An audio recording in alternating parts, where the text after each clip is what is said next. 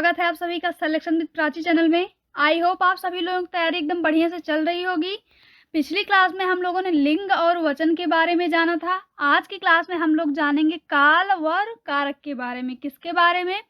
काल और कारक के बारे में। काल किसे कहते हैं, कितने प्रकार के होते हैं, कारक का प्रयोग हम कैसे करते हैं। तो चलिए आज की क्लास हम लोग स्टार्ट करते हैं और जानते हैं काल के बारे में। देखिए, क्रिया के जिस रूप में कोई किसी कार्य का होना या करने का बोध होता है, क्रिया के जिस रूप से कार्य करने या होने के समय का ज्ञान होता है, किसका? समय। काल अर्थात समय का ज्ञान होता है, उसे हम क्या कहते हैं? काल कहते हैं। हिंदी में काल कितने होते हैं? 3। हिंदी के काल के भेद कितने होते हैं? तो काल के भेद 3 होते हैं। कौन कौन सा? वर्तमान काल, भूतकाल, भविष्य काल। वर्तमान काल अर्थात जो चल रहा है, भूतकाल जो बीत चुका है, भविष्य काल जो आएगा। कितने काल होते हैं? वर्तमान काल, भूतकाल और भविष्य काल। आइए जानते हैं वर्तमान काल किसे कहते हैं। देखिए, वर्तमान काल क्रिया अर्थात क्रियाओं की, क्रिया अर्थात क्रियाओं की निरंतरता को वर्तमान काल कहते हैं। निरंतरता अर्थात हो रहा हो, क्या हो, मतलब कार्य हो रहा हो, तो वह वर्तमान काल होता है। इसमें क्रिया का आरंभ हो चुका होता है पर समाप्ति नहीं होती है। या यहाँ पर आप देख सकते हैं, क्रिया का आरंभ हो चुका होता है अर्थात वह निरंतरता में है, उसका मतलब वर्तमान काल में वह हो रहा है। क्या? वो प्रोसेसिंग में है अर्थात हो रहा है, लेकिन समाप्ति नहीं होती है, उसे हम क्या कहते हैं? वर्तमान काल। जैसे सीता गाती है, तो मतलब सीता गाती है, अभी भी गा रही है, और रमेश पढ़ता है, तो यह क्या है? वर्तमान काल। वर्तमान काल के भेद भी कुछ होते हैं, तो आइए जानते हैं वर्तमान काल के भेद के बारे में। देखिए, वर्तमान काल के 6 भेद होते हैं, लेकिन कहीं पर इसको 5 भी बताया गया है। कितना? 5। अगर यहाँ पर आप विकल्प से देखिएगा, अगर विकल्प में 6 नहीं रहेगा तो आप 5 करेंगे, अगर 6 रहेगा तो आप प्राथमिकता फिर 6 को देंगे। कितने होते हैं वर्तमान काल के भेद? 6 होते हैं। कौन कौन सा? सामान्य वर्तमान, तात्कालिक वर्तमान, तात्कालिक को हम अपूर्ण भी कहते हैं, और पूर्ण वर्तमान, संदिग्ध वर्तमान, संभाव्य वर्तमान, हेतु हेतु मद वर्तमान। ये जो छठवां है, हेतु हेतु मद वर्तमान, इसे ही कहीं पर नहीं लिया जाता है और ये 5 भेद बताए जाते हैं। लेकिन अगर विकल्प में 5 नहीं होगा तो हम इसे भी लेंगे और 6 भेद वर्तमान काल के बताएंगे। देखिए, सामान्य वर्तमान में, वर्तमान आपने समझा कि जो चल रहा है, जो निरंतरता में है, जो काम हो रहा है अभी, उसे हम वर्तमान में कहते हैं। देखिए, वर्तमान में, सामान्य वर्तमान में जैसे हो जाएगा ता है, ती है, ते है, ये सब किस में आएगा? सामान्य वर्तमान में। और तात्कालिक वर्तमान, तात्कालिक मतलब जो तत्काल तुरंत हो रहा लेकिन वह पूर्ण नहीं हुआ है, अपूर्ण है, तो इसमें जैसे आ जाएगा रहा है, रही है, रहे हैं, ये सब किस में आ जाएगा? तात्कालिक में। और पूर्ण वर्तमान में, पूर्ण वर्तमान में आ जाएगा जैसे लिया है, चुका है, किया है। क्या? लिया है, चुका है, किया है, ये सब किस में आ जाएगा? पूर्ण वर्तमान में। संदिग्ध वर्तमान, यहाँ पर आपको नाम से ही पता चल रहा है, संदिग्ध वर्तमान, जिसमें संदेह हो। क्या हो? संदेह हो, अर्थात उसमें जैसे वह कंफर्म ना हो आपको, उसमें संदिग्ध हो, जैसे इसमें आएगा होता होगा, रहा होगा, चुका होगा, ये सब किस में आएगा? संदिग्ध वर्तमान में। और संभाव्य वर्तमान में जिसकी संभावना हो। क्या हो? जिसकी संभावना हो, तो इसमें हो जाएगा जैसे संभवता, हो सकता है, संभव है, ये सब किस में आएगा? संभाव्य वर्तमान काल में। किसमें? संभाव्य वर्तमान काल में हो सकता है, संभवता ऐसा हो, तो ये सब इसमें आएगा संभाव्य में। और हेतु हेतु मद वर्तमान, इसमें आप देखेंगे यह निर्भरता इसमें बताई जाती है। क्या बताई जाती है? यह निर्भर रहता है किसी दूसरे पर। तो आइए जानते हैं इन सभी भेद को विस्तार रूप में। देखिए, सामान्य वर्तमान, क्रिया का वह रूप, क्रिया का वह रूप जिससे क्रिया का वर्तमान में होना पाया जाता है। क्या पाया जाता है? कि वह वर्तमान में हो रही है, वह क्रिया वर्तमान में हो रही है, तो वह सामान्य वर्तमान काल के अंतर्गत आता है। जैसे उदाहरण से आप देखिए, मैं खाता हूँ, मैं खाता हूँ, मैं मतलब अभी भी खा ही रही हूँ, मैं खाता हूँ, तो यह सामान्य वर्तमान में। नीतू स्कूल जाती है, तो मतलब नीतू स्कूल जा रही है, अभी मैं देख रही हूँ नीतू स्कूल जाती है, तो मतलब जा ही रही है, वह सामान्य वर्तमान में मैं इसे देख पा रही हूँ। यह कार्य मैं सामान्य वर्तमान में देख रही हूँ, तो यह आ जाएगा सामान्य वर्तमान के अंतर्गत। आइए जानते हैं तात्कालिक वर्तमान, जिसे हम अपूर्ण वर्तमान भी कहते हैं। देखिए, क्रिया का वह रूप जिससे यह पता चले कि क्रिया वर्तमान काल में हो रही है। किसमें? वर्तमान काल में हो रही है। जैसे मैं गा रही हूँ तो यह वर्तमान में है, वह जा रहा है तो यह भी वर्तमान में, रहा है, रही है, ये सब किसमें आएगा? वर्तमान, वो तत्कालिक वर्तमान में। अगला है पूर्ण वर्तमान।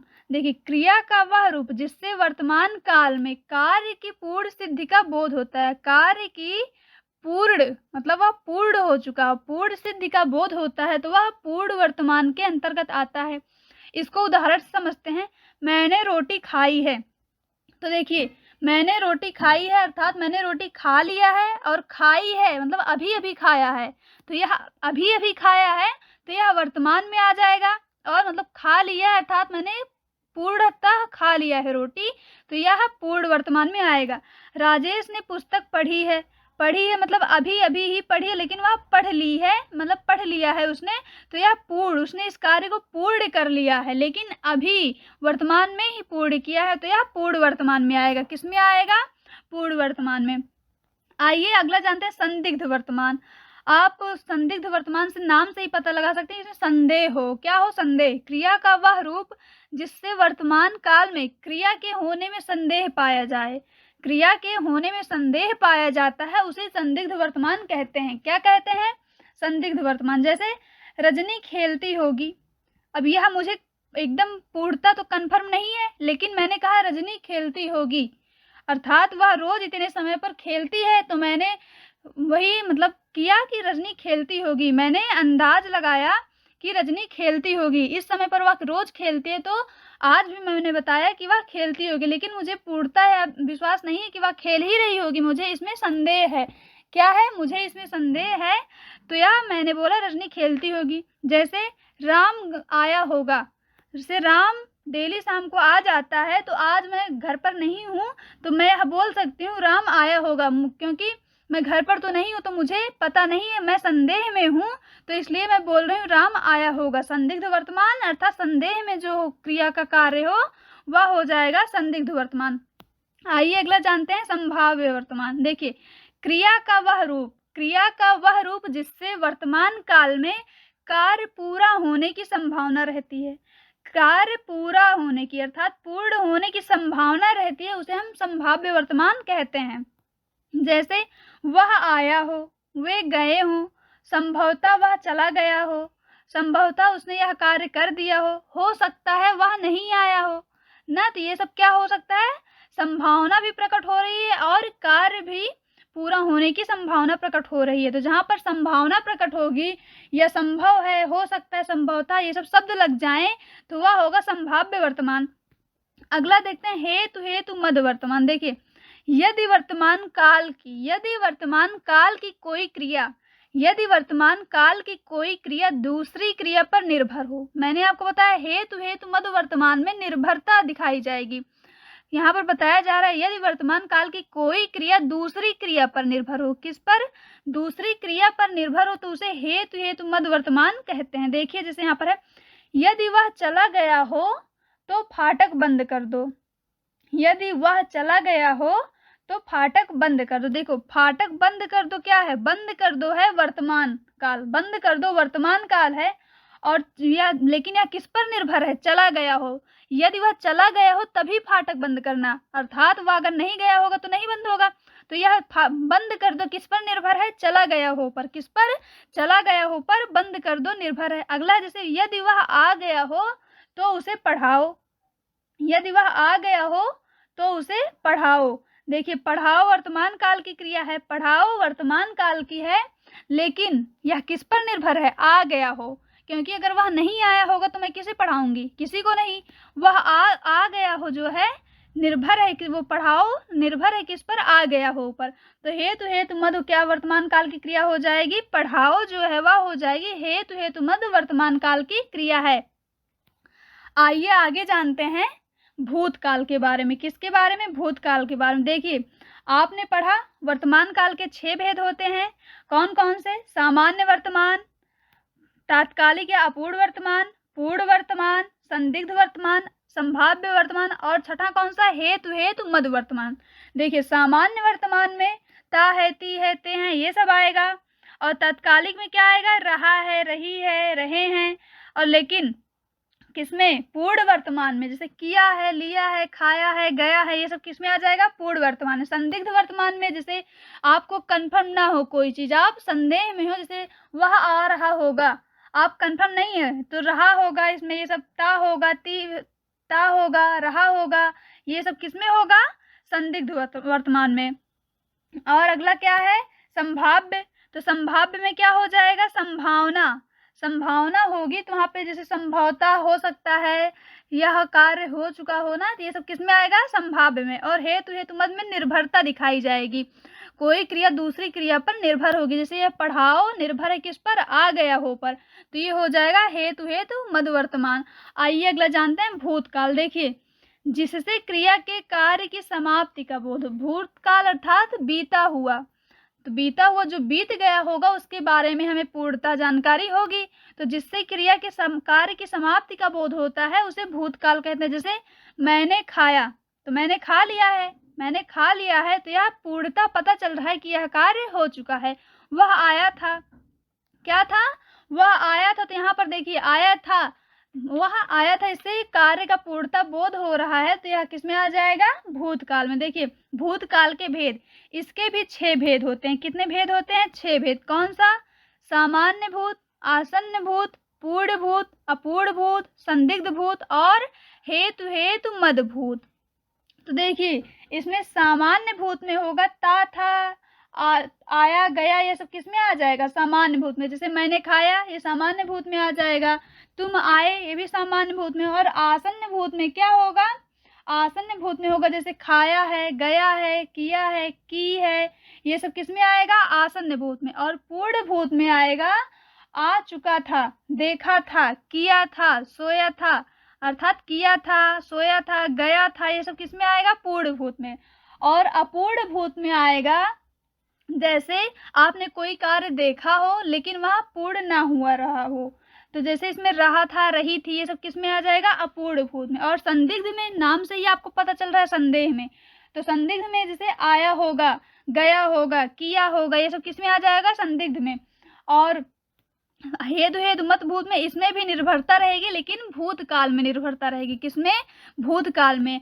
हेतु हेतु मद वर्तमान जो होता है उसमें वर्तमान काल में निर्भरता रहती है, और हेतु हेतु मद भूत में उसमें भूतकाल में निर्भरता रहती है। तो चलिए आइए जानते हैं इन सभी भेद को विस्तार के बारे में। देखिए पहला है सामान्य भूत, जिससे भूतकाल की क्रिया के विशेष समय का ज्ञान न हो, जिससे भूतकाल की क्रिया के विशेष समय का ज्ञान न हो उसे हम सामान्य भूत कहते हैं। जैसे राम गया, कब गया ये नहीं पता लेकिन राम चला गया है, तो राम गया, इससे समय का एक बोध नहीं हो पा रहा, विशेष समय का ज्ञान हमें नहीं हो पा रहा है, तो इसे हम सामान्य भूत कहेंगे। जैसे मैंने खाया, यह भी सामान्य भूत में आएगा। अगला है आसन्न भूत। देखिए जिससे क्रिया की समाप्ति निकट भूत से या तत्काल ही सूचित हो, निकट भूत से और तत्काल ही सूचित से, अभी अभी मैंने किया हो, और अभी अभी किस में आ जाएगा, तत्काल में ही, मतलब तत्काल में ही मैंने कोई कार्य पूर्ण किया हो तो वह आ जाएगा आसन्न भूत। देखिए जैसे उसने पूजा की है,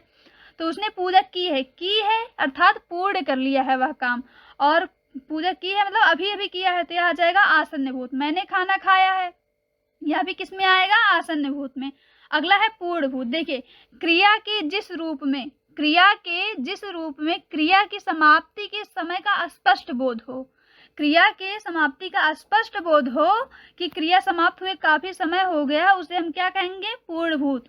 देखिए आसन्न भूत में समाप्ति निकट तो होगी लेकिन तत्काल का ही वह रहेगा, और पूर्ण भूत में मतलब पूर्ण भी हो गया होगा, समय का स्पष्ट बोध भी होगा और उसको समय भी हो गया होगा, काफी पूर्ण हुए। देखिए जैसे तुमने मेरा घर देखा था, अगर अभी तत्काल का होगा तो तुमने मेरा घर देखा है, तुमने मेरा घर देखा है, तो यह तत्काल में आ जाएगा। लेकिन तुमने मेरा घर देखा था, तो अर्थात कुछ टाइम हो गया, कुछ समय हो गया, बहुत पहले देखा था, तो यह हो जाएगा तुमने मेरा घर देखा था। मैं सोया था, तो अभी तो नहीं सोया था, मैं सोया था, मतलब पहले का, ये कुछ समय पहले का बोध करा रहा है, तो यह हो जाएगा पूर्ण भूत में। आइए अगला जानते हैं अपूर्ण भूतकाल।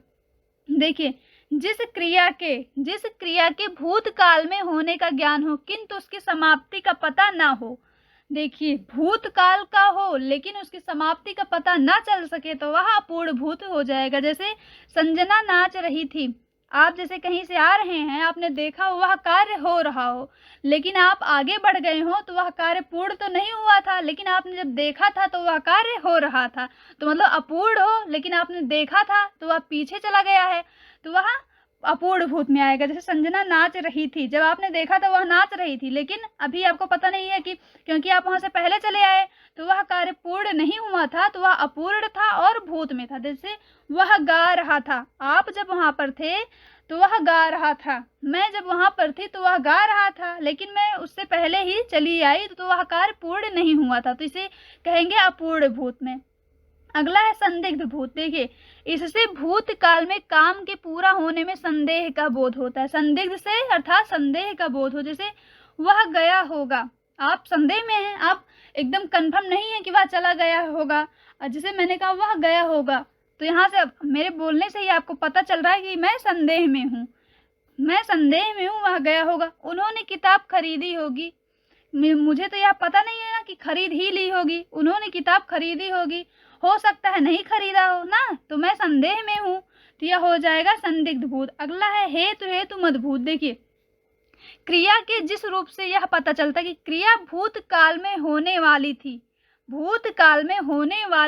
पर किसी कारणवश ना हो सकी। भूतकाल में वह पूर्ण होने वाली थी लेकिन किसी कारणवश नहीं हो सकी, तो वह हो जाएगा हेतु मद भूत हो जाएगा। जैसे यदि परीक्षा शुल्क समय से दे देता तो मैं परीक्षा दे रहा होता। दे देता किसमें आएगा? भूतकाल में, लेकिन किसी कारणवश नहीं हो पाया। अब देखिए, शुल्क, परीक्षा शुल्क दे देता, ये भूतकाल में, लेकिन किसी कारणवश उसने परीक्षा शुल्क नहीं दे पाया, तो यह हेतु मद। अगर उसने दिया होता तो वह परीक्षा दे रहा होता। क्या कर रहा होता? परीक्षा दे रहा होता। देखिए, समय से दे देता परीक्षा शुल्क, तो जो है यह भूतकाल में संभव था, पर किसी कारणवश से नहीं हो पाया, तो यह किस में आ जाएगा? हेतु मद भूतकाल में आएगा। अगला है, यदि तुम सतर्क रहते तो दुर्घटना नहीं होती। देखिए, सतर्क रहते, किसमें सतर्क रहते जो है वह भूतकाल। मैंने आपसे कहा यदि तुम सतर्क रहती ना, तो मैंने पिछली की बात की, यदि आप सतर्क रहते तो दुर्घटना नहीं होती, तो सतर्क रहते किसमें आ जाएगा? भूतकाल में। लेकिन आप किसी कारणवश सतर्क नहीं रहे, आपका ध्यान कहीं और चला गया, आप सतर्क नहीं रहे तो दुर्घटना हो गई, तो यदि तुम सतर्क रहते तो दुर्घटना नहीं होती। यह किसमें आ जाएगा? हेतु मद भूतकाल में। देखिए, भूतकाल के भी 6 भेद होते हैं, आपने पढ़ा। पहला कौन सा? सामान्य भूत, दूसरा आसन्न भूत, तीसरा पूर्ण भूत, चौथा अपूर्ण भूत, पांचवा संदिग्ध भूत और छठवां हेतु मदभूत। हाँ, मदभूत। पहला जो है, देखिए, पहले में सामान्य भूत रहेगा, तो ता था, आया गया, ये सब किसमें आएगा? सामान्य भूत में। आसन्न भूत, जैसे उसने यह काम किया है, आया है, की है, ये सब किसमें आएगा? आसन्न भूत में। तीसरा पूर्ण भूत में जैसे पूर्णता वह हो चुका हो काम, जैसे आ चुका था, किया था, हो चुका था, ये सब किसमें आएगा? पूर्ण भूत में। चौथा क्या? अपूर्ण भूत, भूतकाल में तो वह हो लेकिन समाप्ति ना हुई हो उसकी, तो वह अपूर्ण भूत में आएगा। और पांचवा क्या था? संदिग्ध भूत, आपको उस कार्य में संदेह हो, जैसे रहा होगा, आया होगा, या सब किसमें होगा? अपूर्ण, संदिग्ध भूत में। और अगला छठा है हेतु मदभूत। देखिए, इसमें भी निर्भरता होगी, लेकिन यह जो है भूतकाल में निर्भरता होगी। जैसे कोई काम भूतकाल में पूर्ण होने वाला रहा हो लेकिन किसी कारणवश नहीं हो सका, तो यह हो जाएगा हेतु मदभूत में। आइए जानते हैं तीसरा काल, भविष्य काल। देखिए, भविष्य काल, भविष्य में होने वाली क्रिया को भविष्य काल कहते हैं। क्या कहते हैं? भविष्य में होने वाली क्रिया को भविष्य काल कहते हैं। जैसे राम स्कूल जाएगा, अभी न वह गया है न गया था, वह जाएगा किसमें आएगा? भविष्य काल में। भविष्य काल के 3 भेद होते हैं। कितने भेद होते हैं? 3 भेद। सामान्य भविष्य, संभाव्य भविष्य और हेतु मद भविष्य। देखिए, सामान्य भविष्य में क्या होगा? गा, गी, गे, ये सब किसमें आएगा? सामान्य भविष्य में। और संभाव्य भविष्य में वहां पर संभावना हो, जैसे संभवतः वह चला गया हो, संभवतः वह कल आए, शायद वह ना गया हो, ये सब किसमें आएगा?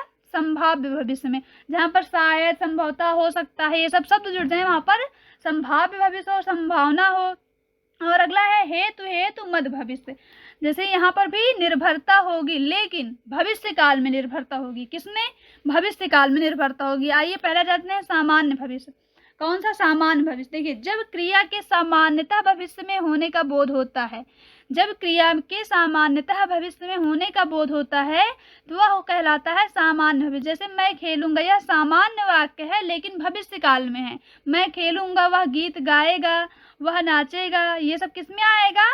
सामान्य भविष्य काल में। आइए अगला जानते हैं संभाव्य भविष्य के बारे में।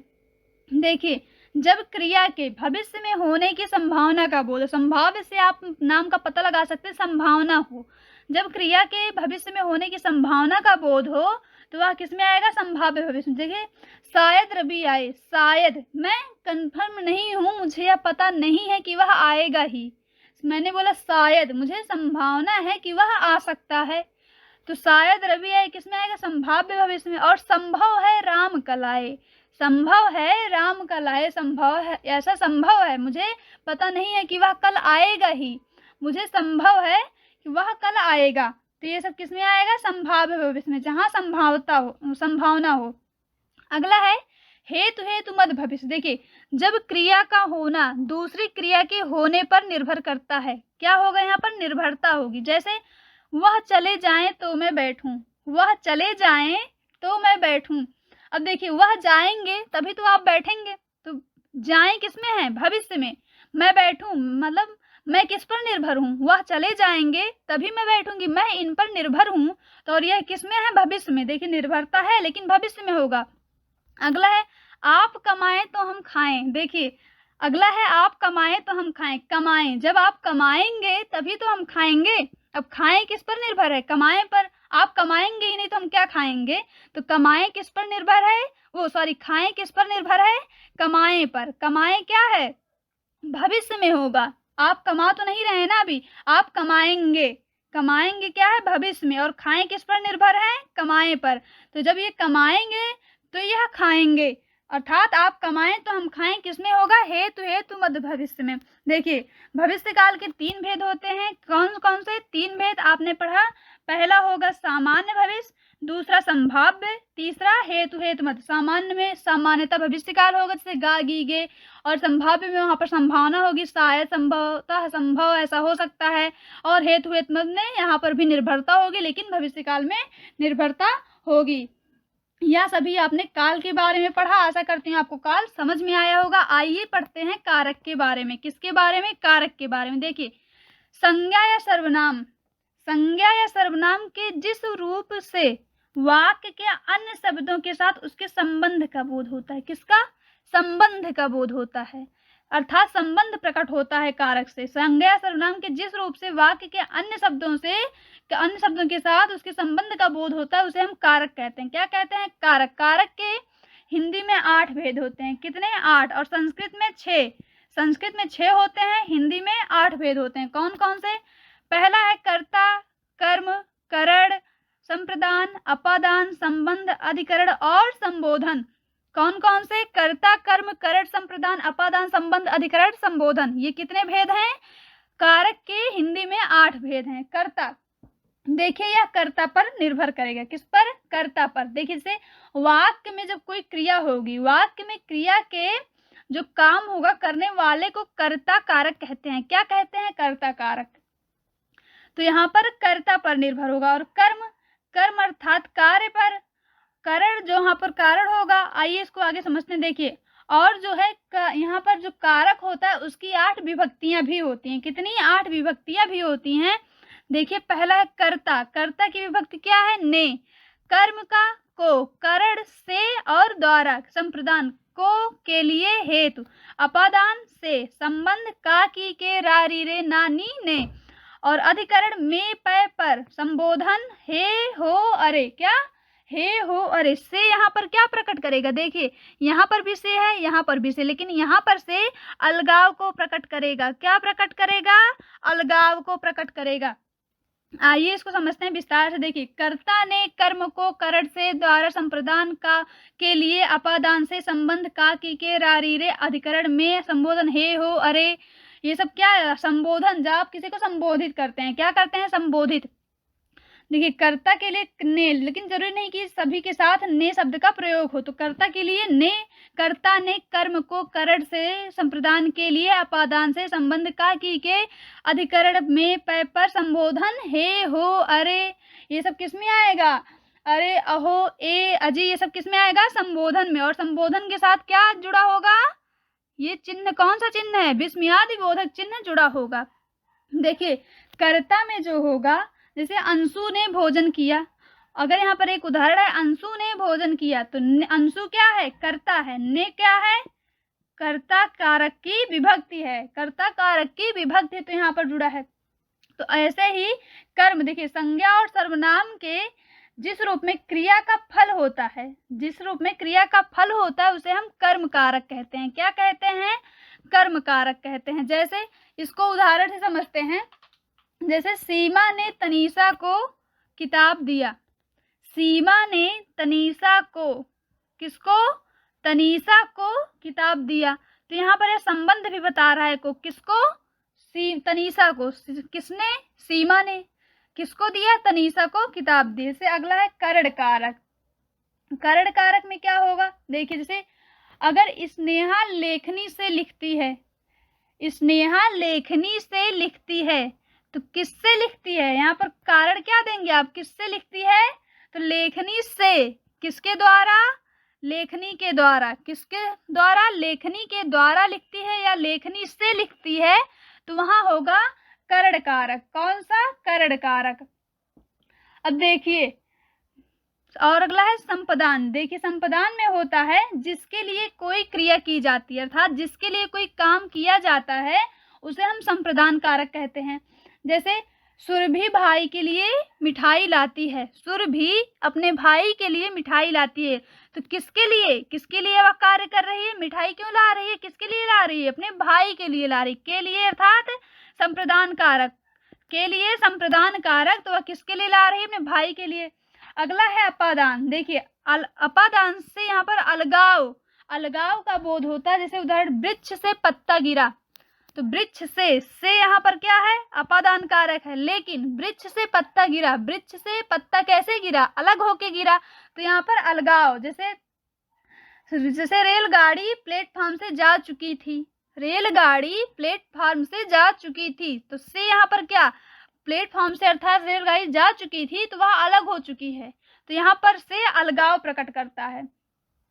अब देखिए, अगला है संबंध। तो यहाँ पर संबंध प्रकट करेगा। संबंध कारक संबंध बताता है, संबंध प्रकट करता है, तो उसे हम संबंध कारक कहते हैं। जैसे मैंने अपनी पुस्तक लिखी, मैंने अपनी पुस्तक लिखी, तो यहाँ पे कौन सा विभक्ति है? नी, अपनी। तो यहाँ पर संबंध बता रहा, मैंने किसकी पुस्तक लिखी? अपनी। तो यह मेरे में संबंध बता रहा है, मैंने अपनी पुस्तक लिखी। अगला है अधिकरण। अधिकरण कारक में देखिए, यहाँ पर आश्रय का बोध होता है। किसका? आश्रय का। जैसे क्रिया के आधार का या आश्रय का बोध हो, तो वह अधिकरण। जैसे में, पे, पर, ये सब आश्रित वाले वाक्य शब्द हैं। क्या है? आश्रित। जैसे मेज पर पुस्तक रखी है, मेज पर पुस्तक रखी, पर क्या है? अधिकरण कारक है। पर, मेज पर पुस्तक रखी है, तो पुस्तक किस पर आश्रित है? मेज पर। जैसे अगर मैं 3 मिनट में आ रहा हूँ, मैं 3 मिनट में आ रहा हूँ, तो मैं क्या है? अधिकरण, तो यह आश्रित होगा। अगला है संबोधन। संबोधन से आप नाम से ही पता लगा सकते हैं। संबोधन, संबोधित करना। क्या? जैसे पुकारना हो, जहाँ पर संबोधित करना है, पुकारने का बोध होता है, उसे हम संबोधन कारक कहते हैं। जैसे हे, हो, अरे, ये सब किस में आएगा? जैसे हे प्रभु, उसके ऊपर कृपा करना, हे प्रभु, उसके ऊपर कृपा करना, तो यह मैं प्रभु से संबोधित करके कह रहा हूँ, हे प्रभु, उसके ऊपर कृपा करना, तो ये क्या हो जाएगा? हे संबोधन। जैसे आप किसी को बोला विभु, विभु इधर आओ, तो आपने संबोधन किया ना, संबोधित किया उसे, विभु इधर आओ, तो यह किस में आएगा? संबोधन कारक में। ये कारक हिंदी में 8 प्रकार के होते हैं। आप सभी ने कारक के बारे में पढ़ा। आशा करती हूँ आप सभी को कारक समझ में आया होगा। आज की क्लास में इतना ही। मिलते हैं आप लोगों से कल की क्लास में। वीडियो को पूरा अंत तक देखिएगा और पसंद आए तो लाइक शेयर करना मत भूलिएगा और चैनल को सब्सक्राइब भी कीजिएगा। बहुत बहुत धन्यवाद आप लोगों का।